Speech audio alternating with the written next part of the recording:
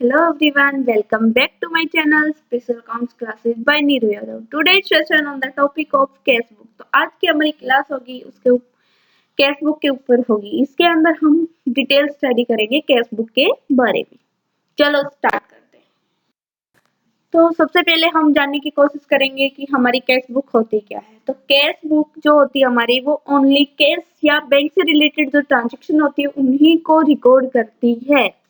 जो हमारी credit transaction होती है उनको कैश बुक रिकॉर्ड नहीं करती है। देखिए इसमें मैंने नोट भी किया है, आप इसे नोट भी कर सकते हैं। Only cash and bank transaction are recorded. Only इसमें क्या बोला गया है, कैश और बैंक से जितनी भी ट्रांजैक्शन होंगी उनको हम किस में रिकॉर्ड कर सकते हैं, कैश बुक के अंदर। जो हमारी क्रेडिट ट्रांजैक्शन होती है आर नॉट रिकॉर्डेड, उनको हम कैश बुक के अंदर रिकॉर्ड नहीं करते हैं। अब देखिए cash and cheque receipt are recorded on debit side while cash and cheque payment are recorded on credit side. जब हम कैश बुक बनाएंगे तो उसके अंदर जो कैश और चेक से रिसिप्ट जितनी भी ट्रांजैक्शन होंगी वो डेबिट में करेंगे अगर हमें रिसिप्ट होगा। अगर कैश रिसिप्ट हुआ या फिर चेक रिसिप्ट हुआ तो हम किस साइड शो करेंगे, डेबिट साइड में। अगर हमने कोई पेमेंट की कैश या बाई चेक के द्वारा तो हम उसे किस साइड में शो करेंगे, क्रेडिट साइड में कैश बुक के। अब देखिए cash book perform the function both journal and ledger, दोनों के दोनों फंक्शन परफॉर्म करता है क्योंकि कैश बुक क्या है, एक बुक भी है और क्या है, एक लेजर भी है। देखिए परफॉर्मा जैसे लेजर का बनता है वैसे ही कैश बुक का बनता है हमारा। अब देखिए इसमें क्या परफॉर्म है हमारा, इधर date particular ledger folio, cash bank date particular ledger folio और कैश और बैंक। ये हमारा जो होता है कैश बुक का वो क्या होता है, परफॉर्मा होता है या बोल सकते हैं जिसके अंदर हम रिकॉर्ड करते हैं कैश या बैंक से रिलेटेड सारी ट्रांजेक्शन।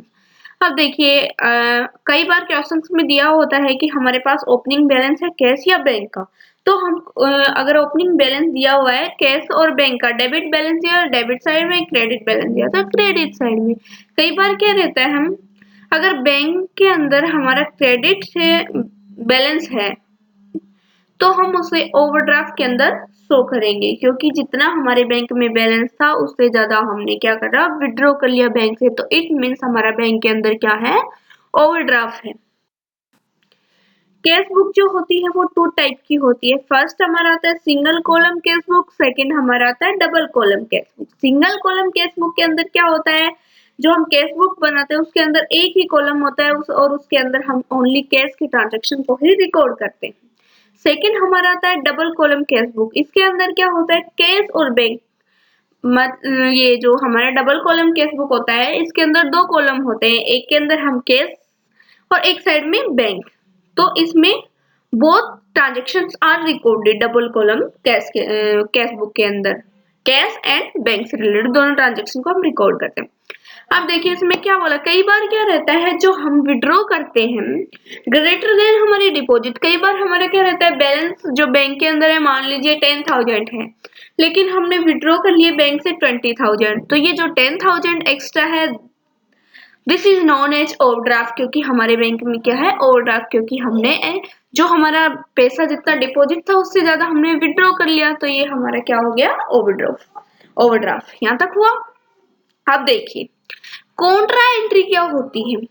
कॉन्ट्रा एंट्री वो होती है दो transaction which affect both cash as well as bank column.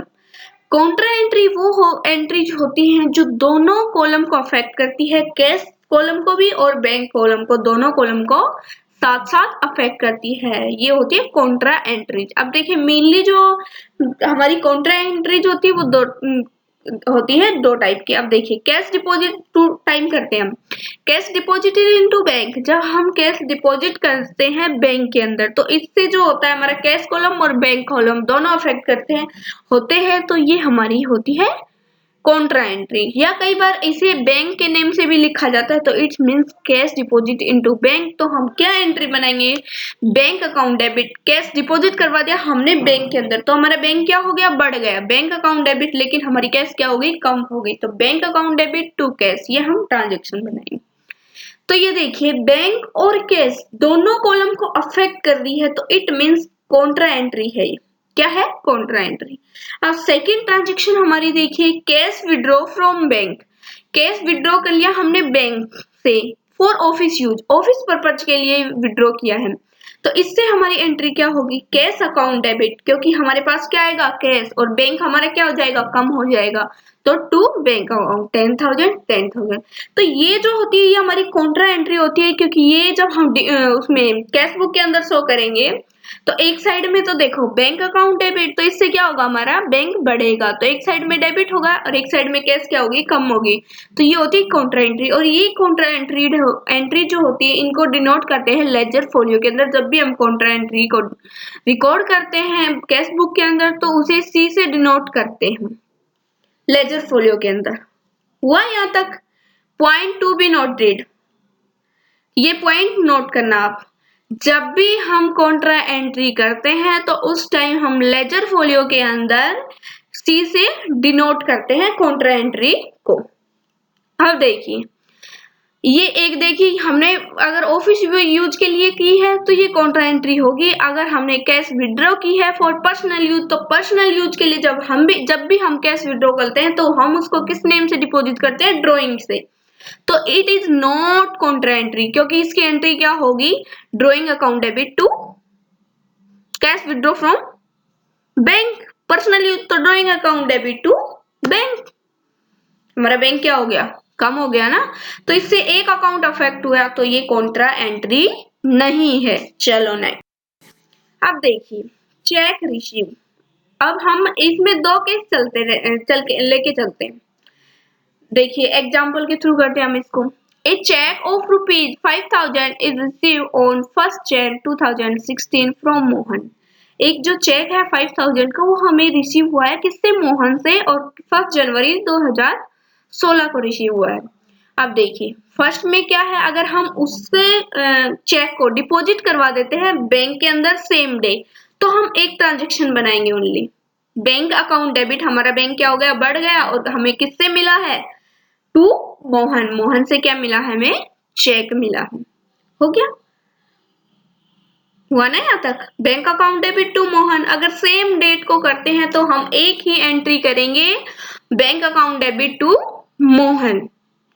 अगर उसी दिन डिपॉजिट करवा देते हैं चेक को, जिस दिन रिसीव हुआ उसी दिन हमने बैंक में डिपॉजिट करवा दिया, सिर्फ एक एंट्री करेंगे हमारी बुक्स के अंदर, bank account debit to Mohan. अगर लेकिन हमने क्या किया, हमें चेक रिसीव हुआ है 1 जनवरी 2016 को, लेकिन हमने डिपॉजिट करवाया है बैंक के अंदर 4 जन 2016 को, मतलब 3 दिन बाद हमने 4 तारीख को डिपॉजिट करवाया है बैंक के अंदर चेक को। तो हम हमारी कैश बुक के अंदर 1 जन 2016 को हमारी कैश बुक के अंदर एंट्री बनाएंगे, cheque in hand account debit to Mohan. हमें किससे रिसीव हुआ है, मोहन से, 5,000। और जब हमने वो, ये तो जिस दिन रिसीव हुआ उस दिन की cash, cheque in hand account debit to Mohan, जिस दिन हमें मोहन से चेक रिसीव हुआ ये उस दिन की एंट्री है। लेकिन जिस दिन हम उस चेक को बैंक के अंदर डिपॉजिट करवा देंगे, कब डिपॉजिट करवा रहे बैंक के अंदर इसे, 1 जनवरी 2016 को, तो उस दिन हम क्या एंट्री बनाएंगे, bank account debit to cheque in hand, क्योंकि हमारा बैंक तो बढ़ गया और चेक इन हैंड था वो हमसे चला गया, तो हम ये एंट्री बनाएंगे। Okay, thank you for watching this video.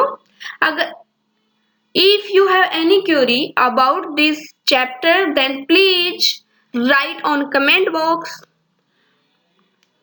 Thank you. Bye bye.